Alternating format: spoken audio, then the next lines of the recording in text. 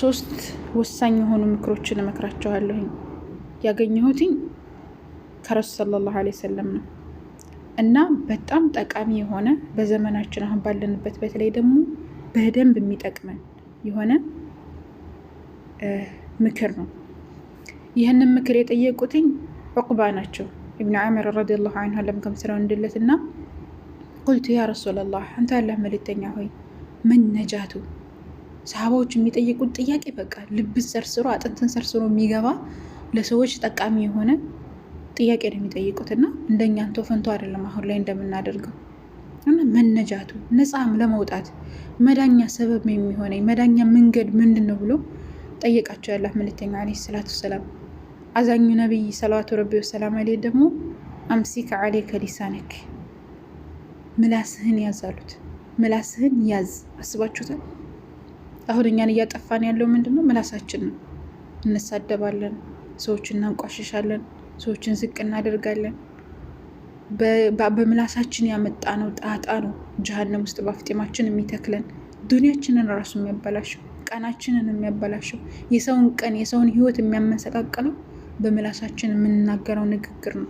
ለዛ ነው ያላህ መልእክተኛ በአላህና በመጨረሻው ቀን የሚያምን መልካም ይናገር ወይም ዝም ይበል ያሉት። መናገር ካልቻለ ዝም ማለት ይቻላል እና አምሲክ አለይከ ሊሳነክ አሉ።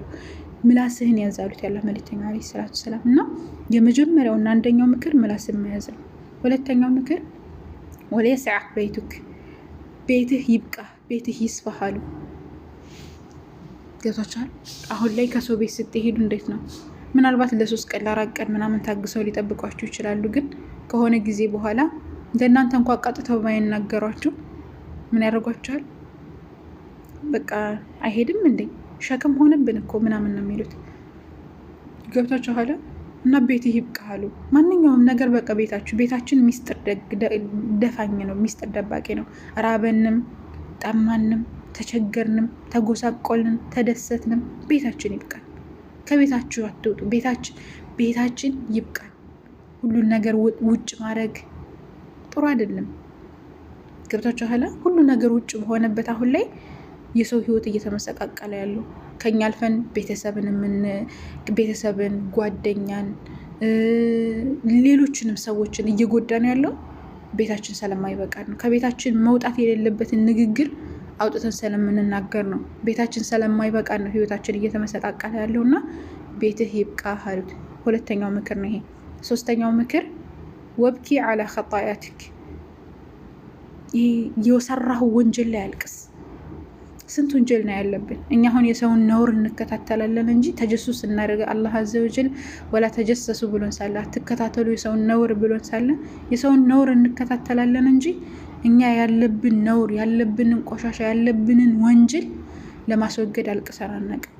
ምናልባትም ወንጀል እኛ ዘንድ ዝም ከአፍንጫችን ላይ ስጠርፍ እሺ ብለን የማሳልፍን እሺ ብለን የማባረርን ያክል እንኳን እየቆጠር ነው ያልሆነበት ሁኔታ ነው እየመጣ ያለው።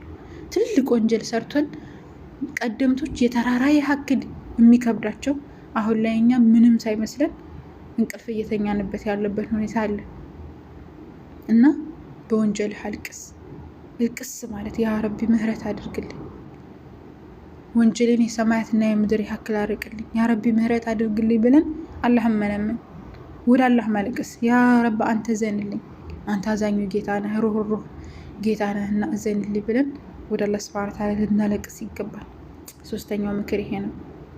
በወንጀል አልቅስ። የሰውን ወንጀል ከምንከታተል እስኪ ወደ ራሳችን እንዙርና ምንድን ነው በዚህ ህይወት ያደረኩት?